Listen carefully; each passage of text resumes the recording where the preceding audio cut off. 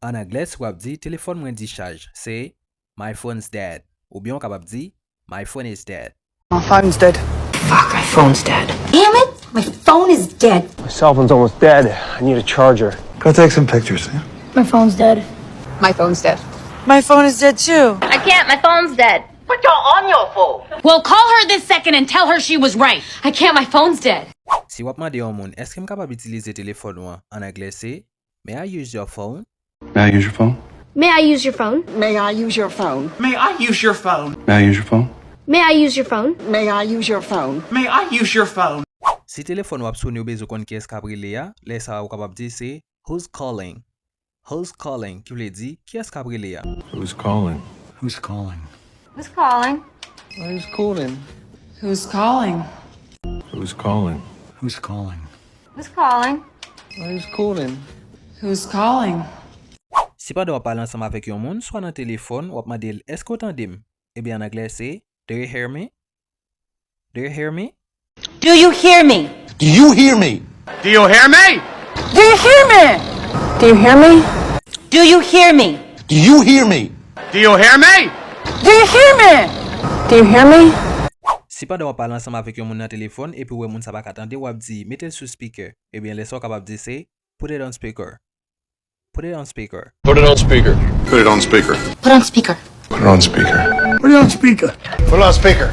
Put it on speaker, please. Unknown caller, it's gotta be them. Hey, put it on speaker. Hello?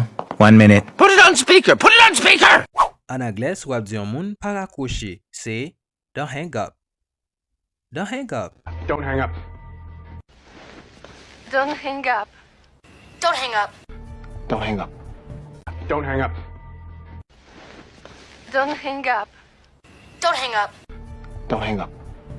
Si pa do wap pale avek yon moun nan téléphone, et puis tou wap di moun nan, yon moment s'il vous plaît. Et bien capable di just a moment please. Just a moment please. Just a moment, please. Just a moment, please. Just a moment, please. Just a moment, please.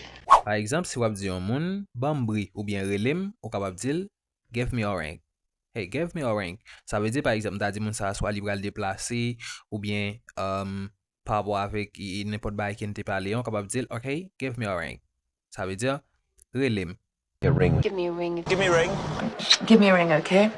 Si pa do parler dans téléphone ensemble avec yon moun, ou ap dire fon ti tan. En anglais c'est hold on. Hold on. Hold on. Hold on. Hold on. Hold on. Hold on. Hold on. Ki sak fò pou ko ka pale anglais?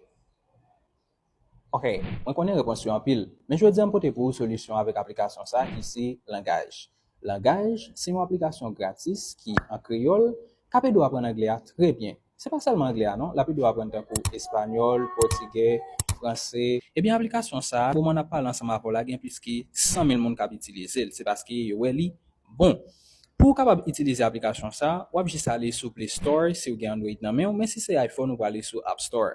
Ou juste écrire langage, ou après monter comme ça. Télécharger comme ça, ou capable apprendre ensemble avec nous. Sous li ou jeune jouet, vocabulaire, traduction, en pile l'autre bagay capable apprendre parler anglais. Application ça tout capable joindre sur www.langage.app comme ça ou capable utiliser.